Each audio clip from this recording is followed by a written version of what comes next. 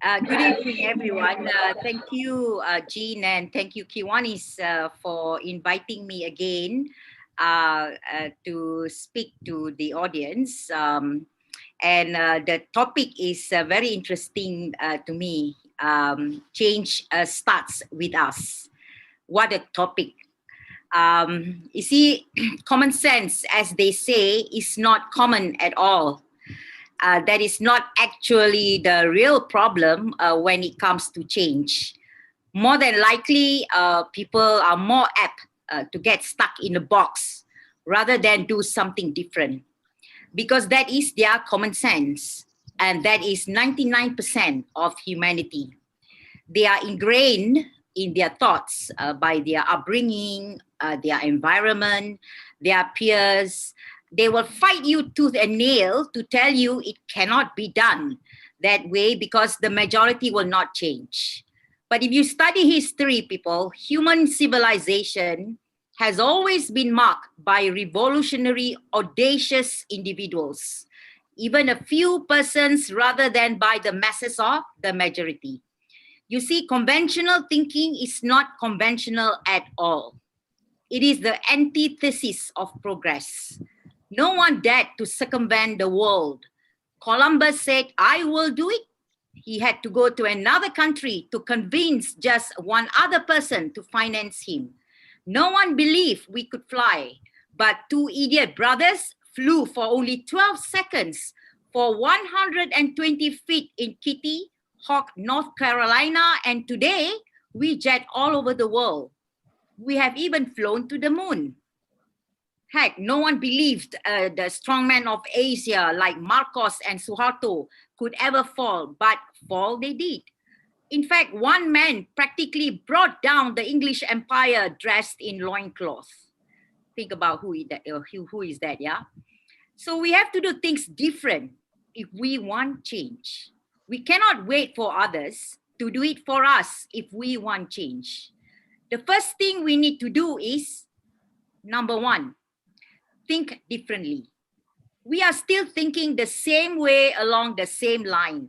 People keep saying we need political party to be formed and politicians to be in it. Why? Because that has always been our way. Can we not elect persons of integrity and caliber instead? Number two, believe that we can make that change. A small change today will create the vibrations that will crack the wall. Even if we start small, we start somewhere. Change is not linear, nor is it slow in human civilization. It usually is a ripple that even spark a huge step change in just a few years after because of something small that happened. The only constant needed is to keep that need for change going. Number three, stop believing in politicians, period. This is something very alien to Asian minds. We are feudalistic for thousands of years and filial for the same period. Every single race in Malaysia believes in their leaders, or inherently in our psyche have this need for our leaders to be good. In spite of all our sufferings, we still hold this hope. So we latch on to that hope. We need to be more realistic and demanding. Vote them in not because you support them or their party. Vote the person that you feel is capable and have the values and integrity. But be always skeptical and vote them out on a turn of a dime the next time they prove you wrong. Finish. I will give you an example on just how bad our mindsets are. This is my personal experience that I encountered with the blue-eyed girl in PKR back in 2012. There was this public forum on Islamic State, which version, whose responsibility, the title. It was held in a church and attended by many, especially the non-Malays. This lady MP was one of the invited speakers. She talked on freedom of religion and how wonderful it sounds. Everyone clapped loudly for her speech, for she promotes freedom of religion. I don't think she realizes that there are some Malays in the audience, and I wanted clarification from her. So I asked a pertinent question. When she speaks about freedom of religion, did she mean that includes the Malays as well? She answered well, and again received tremendous round of applause. So that's the end of it. The next day I was in court, so my phone was off. When I was done with court, I switched on my phone and all hell broke loose. UMNO owned dailies Utusan Malaysia and Berita Harian allegedly twisting her statement. The media and politicians have came out with news that this blue-eyed girl in PKR was promoting apostasy amongst the Malays. The journalists wanted to get my comments. Of course, the focus on this blue-eyed girl is simply another political gimmick by BN at that time. What really disappointed me is the inability of this blue-eyed girl of PKR to stick to her gun, i.e. there's really no compulsion in Islam. To my dismay, this politician was so preoccupied in defending that her statement was twisted. Indeed it was, but the whole issue on there is no compulsion in Islam was lost. She was called by Jais, I was called by Jais, and I stuck to my belief that what she said during the talk was 100% correct, and I supported her statement. Unfortunately, she doesn't stick to what it means that there is no compulsion in Islam and used the statement she made. I am, of course, tied to the prevailing views. As someone who represents us in Parliament, she has the platform and the vehicles to champion the issue for the rakyat. Why don't she? Because it is not a popular subject? Because she is afraid she will lose support for trying to talk on sensitive issues? And she is not alone, ladies and gentlemen. Throughout history, Islam has been politicized by the powers that be. We have to wait for someone who dares to go against the grain and speak up what actually ails our country. So did anyone do any thinking on this dulling of Malaysian politics? So I say again, do not trust politicians, period. Number 5, trust that hard work will prevail. Invest in ourselves, the ordinary people who has accomplished things in our private lives to be our representatives. These are not idealism, people. These are pragmatic steps. People who has overcome tremendous odds do all the time. The naysayers tell them it cannot be done. Everyone around them say they are unrealistic. The 1% who change the world say, I am going to do it. One step at a time. Overcome one problem at a time. They don't look at the whole Gordian knots. They take out the strands piece by piece and untie the mess. And then they build. That is the history of human civilization. If we want to make change in our world, we have to be the ones who start it. The majority of humanity, no matter how seemingly intractable, are mere followers. They will follow success and kindness. No one has shown them this. They have been fed hatred, but not many are buying. Don't mistake the 10% that is loud to represent the 70 to 80% who just want a better life. You cannot lie to people and steal from them forever. It does not work. History again has shown that that is unsustainable. The people will realize today we are seeing this manifestation of realization arrive. Everybody can see the lies, deceptions, and cheating by all these politicians for their own power and wealth.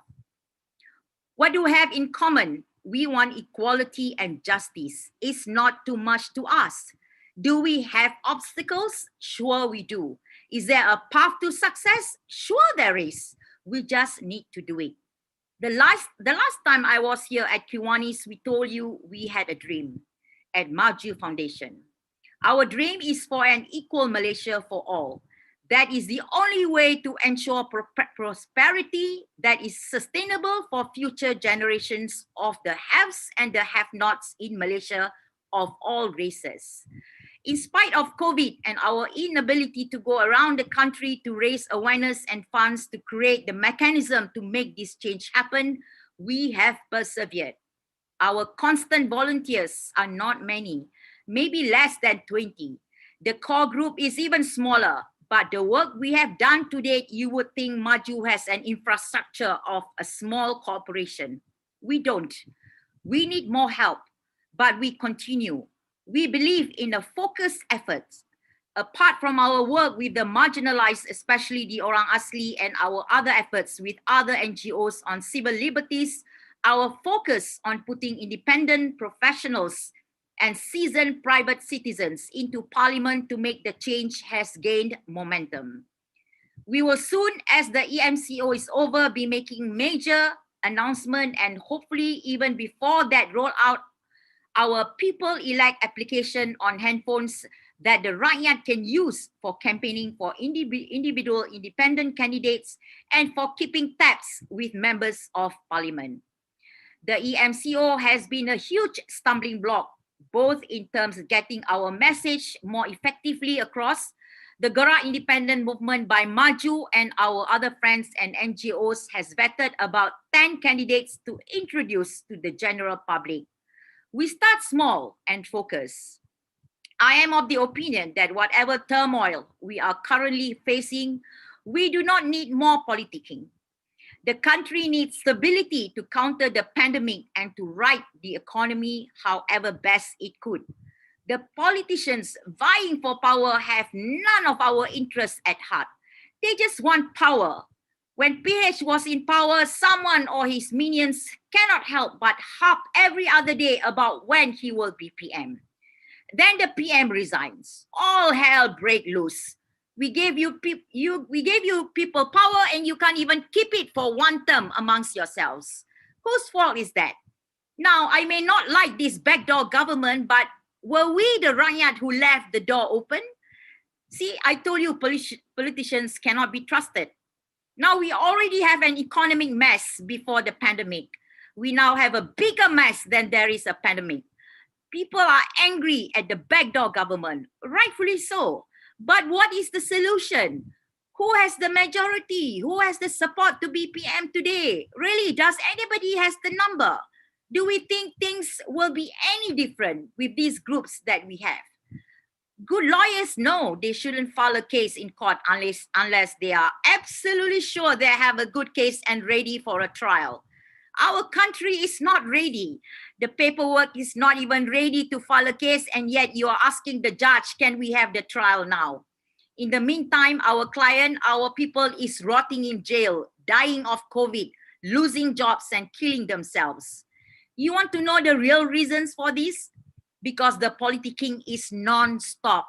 A country is run by bureaucrats, the KSU, the KSN, the DGs. They are the crew that keeps the engine going and set the directions. Not ministers, not the PM. But when there is instability, who will be making decisions at the helm of the ship? None of the crew will decide on anything because they have no idea who will be their bosses tomorrow. And your ship is in the middle of the storm. That is the problem. That is why we can't get things decided. That is also why more shenanigans will happen just so one can stay in power and others can try to grab that power. Stop it. The serving may not be palatable, but the people need their food. These politicians are making things worse, not better. We need a respite. 2 years. 2 years to at least sort this mess out and decisions can be made without the politicking. We have a nation in the middle of a storm. Stop the chaos on board. Let the real crew handle the health crisis and the economic crisis. Otherwise, the captain and his chiefs will not be making any decisions that the crew needs to weather the storm. 2 years on, we sail the boat and make the change we all want. In the meantime, let us all pull together and survive this storm. My heart shattered every time I see news on social medias on deaths by COVID and seeing videos of passing vans bringing bodies. My heart sinks when I see shops shuttered.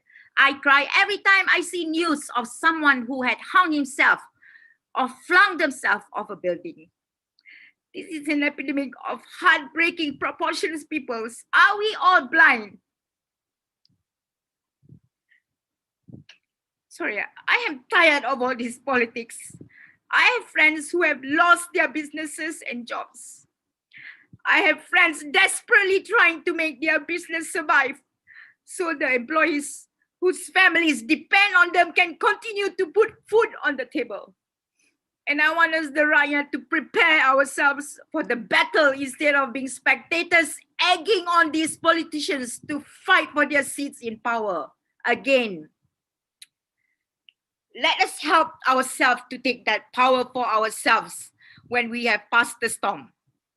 Heck, we all can come together. Maybe we can get more candidates who can self-finance themselves, who would step up to serve the nation instead of their political party warlords.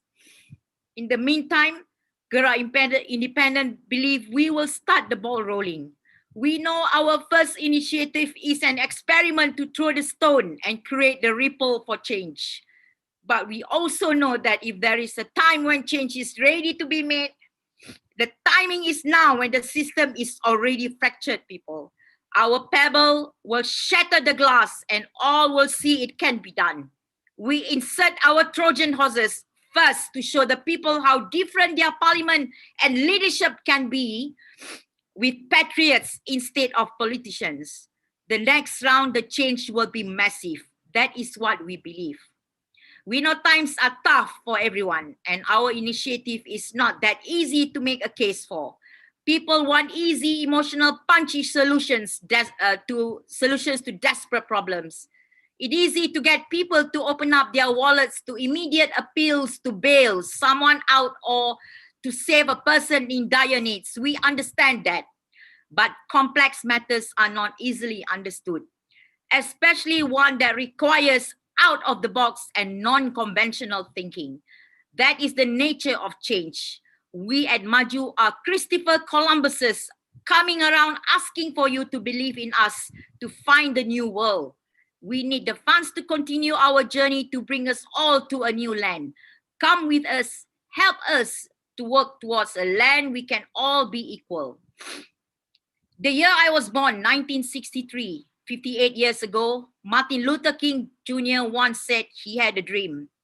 I still have a dream deeply rooted in an equal Malaysia, progressive and just for all. One day, this nation will rise up and live up to its creed. We hold these truths to be self-evident, that all men are created equal. I have that dream too. Thank you.